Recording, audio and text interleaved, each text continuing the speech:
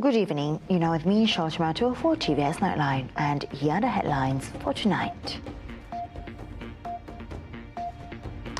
Sarawak set its sights on boosting its renewable energy generation to 15 gigawatts and becoming a regional energy export hub by 2035. The eagerly awaited BATANG RAJANG Bridge and SUNGAI PASI Road projects are set for completion by March next year. And in world news, violence erupts between Israeli football fans and pro-Palestinian protesters in Amsterdam.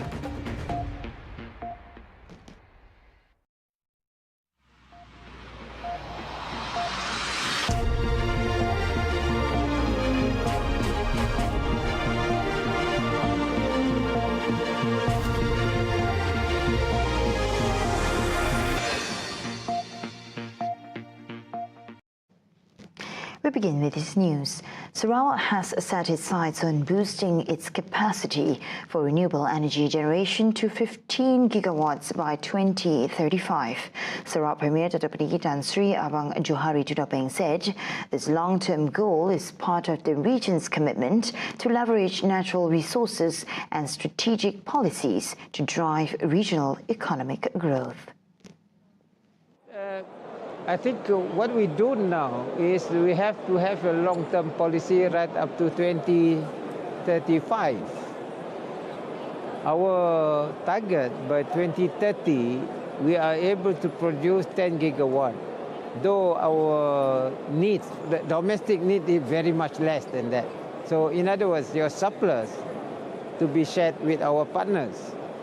And then by 2035, we hope to increase up to 15 gigawatt, and that will enable us to produce the right power mix and to be shared with our neighbors. So in other words, what I'm saying here is we have to have a firm policy, and we have that policy towards 2035. We see what happens. According to him, Sarawak's current energy production capacity is at 5.7 gigawatts, with 62% consisting of hydroelectricity from Batang Ai, Bakun and Murun dams. Gas contributes 21%, coal with 16%, diesel with 1%, while alternative energies such as biomass, solar hybrid and micro-hydro plants contribute less than 1%. Meanwhile, the construction of Balai Dam, with a capacity of 1.3 gigawatts, is underway and is expected to be operational by 2027, significantly increasing energy capacity. Yes, at the moment we produce 70% on hydro and 30% non-hydro. In other words, we are already having clean energy, and we have developed it for the past 20 years in terms of hydro production of electricity.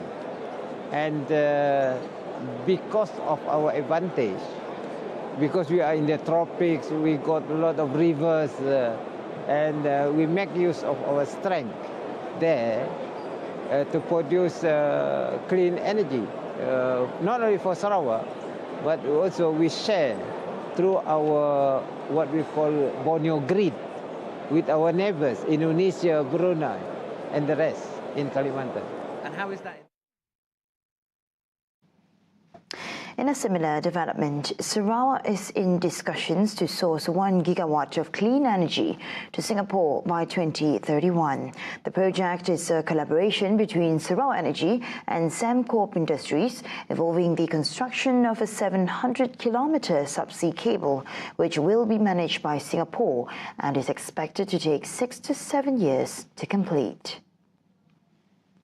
Keppel Corporation has expressed interest in financing the project and supporting the energy supply to Johor, driven by industrial growth and demand from data centres.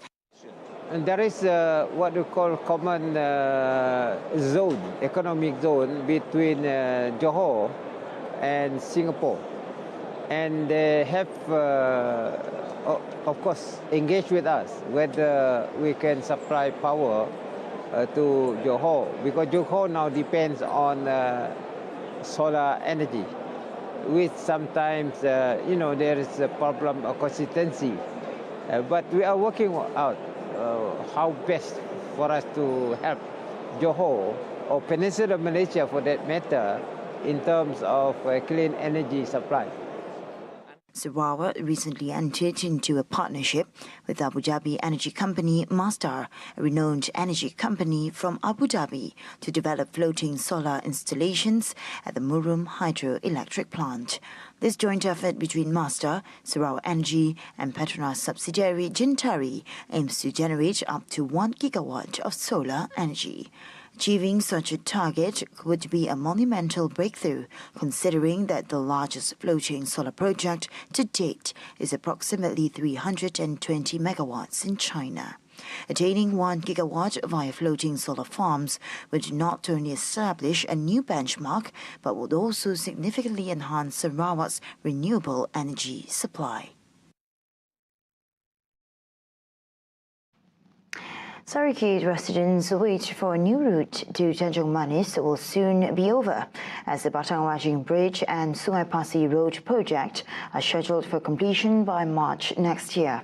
Deputy Premier Dr. Ahmad Douglas Uga Ambas said the 321 million ringgit project is a key initiative by the Sarawak government to enhance coastal road networks and improve connectivity between urban and rural areas. Now we're keeping a very close track, I think especially on the construction of bridges. So for this one, I think the cost 320 million. I'm very happy, and we thank JKR for trying their very best to complete this as I've directed to be completed in March 2025.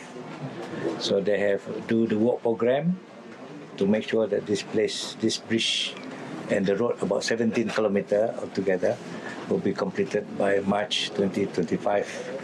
So it can be used. He spoke after officiating the placement of the final segment of the BATANG RAJANG Bridge on Jalan Pasi earlier today.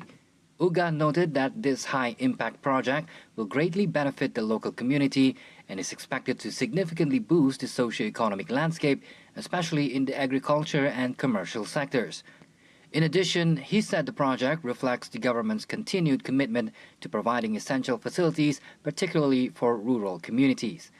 In regard to this, he urged all parties to work together to ensure the project stays on schedule and is ready for use after March.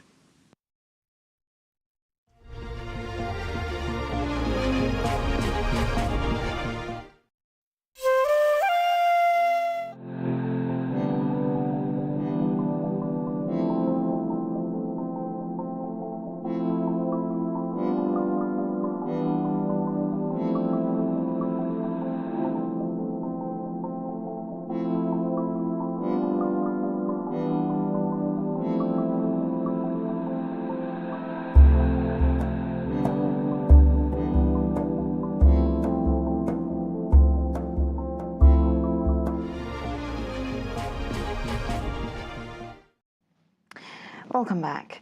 Prasarana Malaysia Berhad today signed a collaboration agreement with the International Association of Public Transport UITP, officially designating Prasarana as a Regional Training Centre RTC. Deputy Transport Minister Dr. Hasbi Habibullah said the collaboration will greatly impact both Malaysia and other nations in the Asia-Pacific region. Kementerian Pengangkutan Malaysia sudah pastinya merasa bangga, dan we have another training center like this untuk menaik taraf kita punya bernama, capacity kita, knowledge dan sebagainya dalam arena pengangkutan awam kita lah, ya. Dan mudah-mudahan insya-Allah dengan adanya institusi ini, dengan perkongsian dengan the other UTPs and all those participants daripada di peringkat antarabangsa, saya yakin ini akan added value lah kepada kita di sini, ya, untuk menambah baik lagi menghasilkan haluan yang yang mempunyai lebih lagi ilmu pengetahuan mereka dalam bidang pengangkutan. After witnessing the signing ceremony, Hasbi said Prasarana is now the second RTC in the Asia-Pacific region after Shenzhen, China, and the 10th worldwide.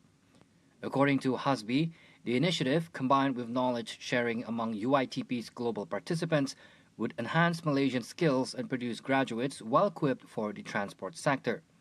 He also said that this recognition elevates Malaysia's profile within the global public transport industry, establishing the country as a key player.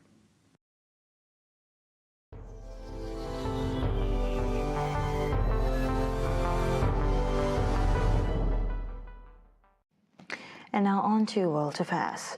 Israeli football fans have clashed with apparent pro-Palestinian protesters before and after Europa League football match between their team Maccabi Tel Aviv and Ajax in Amsterdam.